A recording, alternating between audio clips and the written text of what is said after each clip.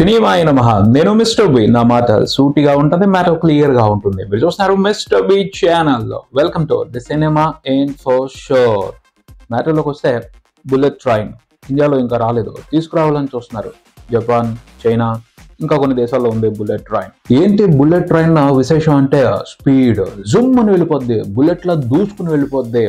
హైదరాబాద్ నుంచి ఢిల్లీ వెళ్ళాలంటే ఇప్పుడు దాదాపు ట్రైన్లో 24 hours పడుతుంది. అదే బుల్లెట్ ట్రైన్లో అయితే అందులో సగం టైంలో వెళ్ళిపోవచ్చు, లేకపోతే అంతకుమించి తక్కువ టైంలోనే వెళ్ళిపోవచ్చు. హైదరాబాద్ నుంచి విజయవాడ గంట, హైదరాబాద్ నుంచి వైజాగ్ కానీ తిరుపతి కానీ 2 గంటలు, అంత తగ్గిపోద్ది టైం. అంత ఫాస్ట్ గా వెళ్తుంది బుల్లెట్ ట్రైన్. ఇప్పుడు ఎందుకు ఈ బుల్లెట్ ట్రైన్ గోళ అంటే, ఇంకా ఇండియాలోకి బుల్లెట్ ట్రైన్ రాలేదు, కానీ టాలీవుడ్ లో మాత్రం ఒక బుల్లెట్ ట్రైన్ కనపడుతుంది. జమ్ అని దూసుకుంటా వెళ్ళిపోతా ఉంది. టాలీవుడ్ లో ఉన్న ఆ బుల్లెట్ ట్రైన్ మామూలు దూకుడు మీద లేదు, ఆ దూకుడికి దుమ్ము దుమారం అయిపోతుంది అంతే. సినిమాల్లో చూపిస్తారు చూడండి, ఎవరైనా బుల్లెట్ స్పీడ్ తో జమ్ అని వెళ్ళిపోతే కాగితాలు ఎగిరిపోవటం, వస్తువులన్నీ చల్లా చెదిరైపోవటం, ఎవరికైనా విగ్గుంటే అది ఎగిరిపోయి గుండు కనపడటం. అలాంటి మెరుపు స్పీడ్ తోనే ఆ బుల్లెట్ ట్రైన్ దూసుకుపోతా ఉంది. ఆ స్పీడ్ ని చూసి, ఆ దూకుడుని చూసి అవాక్ అయిపోవాల్సి వస్తుంది మిగతా అందరూ కూడాను. ఆ బుల్లెట్ ట్రైన్ జాతర మామూలుగా లేదు.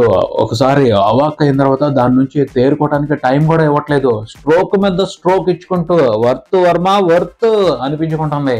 ఆగడు, దూకుడు, ఈ టైటిల్స్ మహేష్ బాబు పెట్టుకున్నారు, కానీ రియల్ టైం ఎగ్జాంపుల్ లా కనపడుతుంది అలాంటి మాటలకి ఈ బుల్లెట్ ట్రైన్. ఇంత ఎలివేషన్ తీసుకున్న ఆ బుల్లెట్ ట్రైన్ ఎవరు అంటే, కొత్త సినిమాటిక్ యూనివర్స్ ని క్రియేట్ చేసి ఆ యూనివర్స్ తో తెలుగు ఫిల్మ్ ఇండస్ట్రీని హాలీవుడ్ కి పోటీగా నిలిపిన ధీరుడు ప్రశాంత్ వర్మ.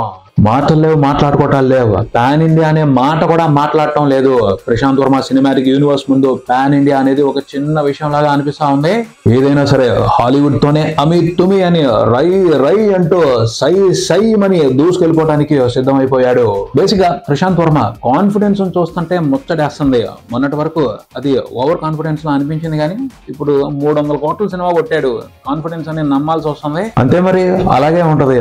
చేయాల్సింది చేసి చూపించకుండా అది పీకేస్తాను ఇది పీకేస్తాను అంటే ఓవర్ కాన్ఫిడెన్స్ అని అనుకుంటారు. అదే సాధించి చూపిస్తే నమ్ముతారు, ఒప్పుకుంటారు ఇతని దగ్గర మ్యాటర్ ఉంది అని. ప్రూవ్ చేసేసుకున్నాడు కదా, కాస్త నిదానిద్దాం, మెల్లగా వెళ్దాం, అస్సలు ఆలోచించడమే లేదు. తర్వాత చేయబోయే యాక్టివిటీస్ గురించి అంతకు మించి దూకుడుగా దూసుకుని వెళ్ళిపోతున్నాడు ప్రశాంత్ వర్మ. తను తర్వాత చేయబోయే యాక్టివిటీస్ గురించి ఏమన్నా ప్రమోషన్ చేసుకుంటున్నాడా? అబ్బా, ఆ సెల్ఫ్ ప్రమోషనే వేరబ్బా. ఇంతకు ముందు తెలుగు ఫిల్మ్ ఇండస్ట్రీ ఎప్పుడు ఎక్కడ ఏ విధంగానూ చూడనటువంటి కాన్ఫిడెంట్ సెల్ఫ్ ప్రమోషన్ అది. నా తర్వాత సినిమాల్లో వాళ్ళను వాడుకుంటాను అని పబ్లిక్ కి చెప్తున్నాడు. మిమ్మల్ని వాడుకుంటాను, రెడీగా ఉండండి అని పెద్ద పెద్ద స్టార్స్ ని కూడా ప్రిపేర్ చేసి పెడుతున్నాడు. పెద్ద పెద్ద స్టార్స్ ని ప్రిపేర్డ్ గా ఉండమని ఇంత కాన్ఫిడెంట్ గా ఎవరు కూడా ఇంతకు ముందు తెలుగు ఫిల్మ్ ఇండస్ట్రీలో ఏ ఫిల్మ్ మేకర్ కూడా చేసి ఉండరు. నిజంగా వేరే లెవెల్ మార్కెటింగ్, వేరే లెవెల్లోనే తన తర్వాతి ప్రాజెక్ట్స్ ని సెట్ చేసి మార్కెట్ కి మంచి సిగ్నల్స్ ఇస్తున్నాడు. బుల్లెట్ ట్రైన్ ప్రశాంత్ వర్మ కొన్ని విషయాలకు సంబంధించి స్మార్ట్ గా లాక్ చేసేస్తున్నాడు అబ్బా. కొంతమంది ఆలోచన విధానాన్ని, కొంతమంది ఆలోచనల్ని. ఈ స్మార్ట్ లాకింగ్ సిస్టమ్ గురించి అచ్చ తెలుగులో చెప్పుకోవాలి అంటే ముందర కాళ్ళకి బంధం వేయటం. అబ్బా, ఏమన్నా వేసి పారేస్తున్నాడా అసలు ఆ ముందర కాళ్ళకి బంధం? టెంప్ట్ చేస్తున్నాడు స్టార్స్ ని, ఆ స్టార్ వర్గాన్ని, ఆ స్టార్ కున్న ఫ్యాన్స్ ని నిదానంగా మొహమాటం వైపు నడిపిస్తూ ఇంటెలిజెంట్ గా బంధనం వేస్తున్నాడు. ఆ బంధనం ఎంత పర్ఫెక్ట్ గా ఉందంటే, ఎంత దృఢంగా ఉందంటే ఆల్మోస్ట్ పడిపోవటమే. అలాగా విశేషాలని చెప్తూ టెంప్ట్ చేస్తున్నాడు. ప్రశాంత్ వర్మ హనుమాన్ కి సెకండ్ పార్ట్ ని ఫస్ట్ పార్ట్ లోనే అనౌన్స్ చేశాడు. చివరిలో చెప్పాడు ఏమని, హనుమాన్ శ్రీరాముడికి మాట ఇచ్చాడు. ఏం మాట ఇచ్చాడు? ఆ మాట ఇచ్చిన ప్రకారం హనుమాన్ ఏం చేయాలి? ఇంట్రెస్టింగ్ గా టెంప్ట్ చేస్తున్న విశేషం ఇది. అందరూ ఆసక్తిగా ఎదురు చూస్తున్నారు. అవసరమైన క్యూరియాసిటీని బిల్డ్ చేసి పబ్లిక్ లో వదిలిపెట్టేశాడు. పబ్లిక్ లో డిమాండ్ ఉంది కాబట్టి, 50% సినిమా సక్సెస్ అయ్యే ఛాన్స్ ఉంది కాబట్టి చాలా మంది స్టార్స్ టెంప్ట్ అవుతారు. అది ప్రశాంత్ వర్మ చాలా క్యాలిక్యులేటెడ్ గా సెట్ చేసి పెట్టిన ఒక రకమైన హనీ ట్రాప్ అని చెప్పొచ్చు. ఆ ట్రాప్ తో అందరినీ టార్గెట్ చేయటం లేదు. ఎవరంటే వచ్చి ఆ ట్రాప్ లో పడిపోవటం అతనికి ఇష్టం లేదు. టార్గెట్ చేస్తున్నాడు. వాళ్ళే అట్రాక్ట్ అవ్వాలి, వాళ్ళే వచ్చి పడాలి. మామూలు ఇంటెలిజెంట్ కాదు ఈ బుల్లెట్ ట్రైన్. జై హనుమాన్ మూవీలో హనుమానే ప్రధాన పాత్ర. ఆ కథలో హనుమానే సూపర్ హీరో. సో ఆ క్యారెక్టర్ కి సంబంధించి ఏమన్నా ఎలివేషన్ ఇస్తున్నాడా ప్రశాంత్ వర్మ? ఆ పాత్రకు సంబంధించి చాలా విశేషాలని పబ్లిక్ గానే పంచుకుంటున్నాడు. హనుమాన్ జనరల్ గా రెగ్యులర్ గా కనిపించే అవతార్ లో కనిపించాడు. కొన్ని సీన్స్ లో మాత్రమే అలా ఉంటాడు. ఎందుకంటే హనుమాన్కి కొన్ని ప్రత్యేకమైన శక్తులు ఉన్నాయి, అష్టసిద్ధులు ఉన్నాయి. వాటి మూలంగా ఆయన ఏ ఆకారంలో కావాలంటే, ఏ రూపంలో కావాలంటే ఆ రూపంలో కనిపించవచ్చు. ఇలాంటి ఇంట్రెస్టింగ్ ఇన్ఫర్మేషన్ ఇస్తూ ఫ్లాట్ చేసి పారేస్తున్నాడు. హీరోలనే కాదు హీరోల ఫ్యాన్స్ ను కూడాను. హనుమాన్ క్యారెక్టర్ కి అష్టసిద్ధులు ఉంటాయి అన్న మ్యాటర్ కంటే కూడా అంతకు మించి కూలదోసే బుట్టలో పడేసుకునే ఎలివేషన్ ఇంకోటి ఇస్తున్నాడు ప్రశాంత్ వర్మ. హనుమాన్ పాత్ర చేయాలి అంటే ఆన్ స్క్రీనే కాదు హాఫ్ స్క్రీన్ ఇమేజ్ కూడా సరిపోవాలి.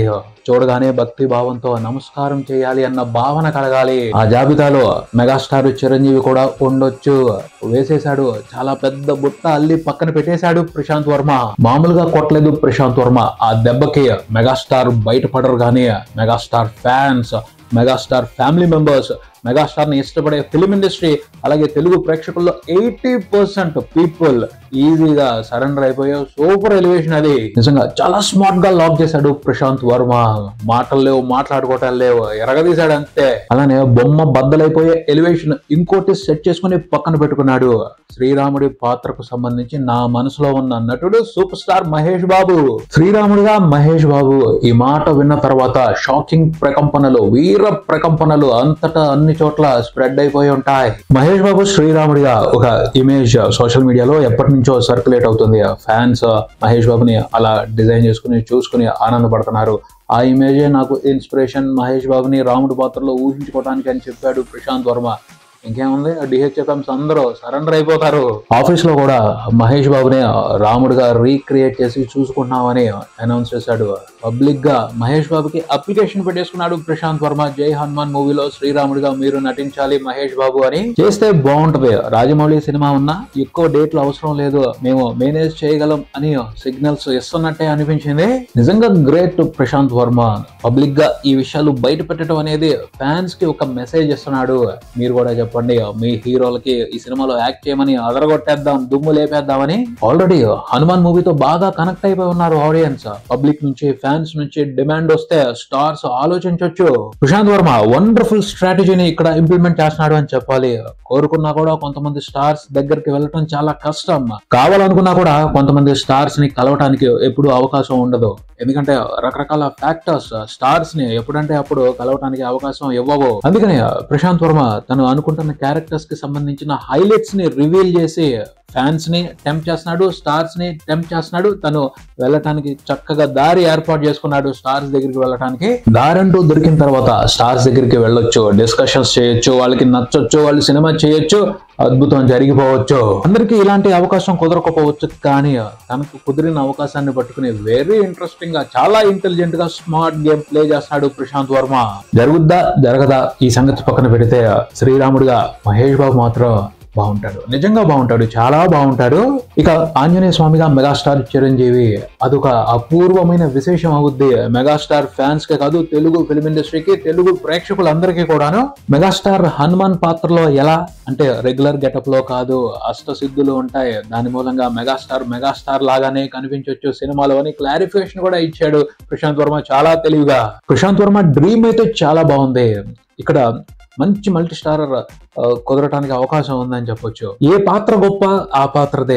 మోస్ట్లీ మహేష్ బాబు శ్రీరాముడిగా కనిపిస్తే అది అతిథి పాత్రగానే ఉండొచ్చు, మెయిన్ హీరోగా మెగాస్టారే ఉండొచ్చు. కానీ బాగుంటది వాళ్ళిద్దరు కాంబినేషన్ లో. ఈ సినిమా కనుక వస్తే చాలా బాగుంటది, చాలా చక్కగా ఉంటది. ఈ సినిమా కోసం తెలుగు ప్రేక్షకులందరూ కూడా ఆసక్తిగా ఎదురు చూస్తారు. బాక్స్ ఆఫీసులు బద్దలైపోతాయి. సో ప్రశాంత్ వర్మ వెనక్కి తగ్గకూడదు. ఈ కాంబినేషన్ లో జై హనుమాన్ మూవీని మన ముందుకు తీసుకురావాలనే కోరుకుందాం. All the best Prashant Varma. ఇది ఇక్కడికి మరో వీడియోతో మళ్ళీ వెళ్దాం. ఈ వీడియో మీకు నచ్చితే లైక్ చేయండి, మీ ఫ్రెండ్స్ తో షేర్ చేసుకోండి, మీ అభిప్రాయాన్ని కామెంట్ చేయండి. ఈ ఛానల్ ని సబ్స్క్రైబ్ చేయండి. నేను mister B, mister B channel. Thank you.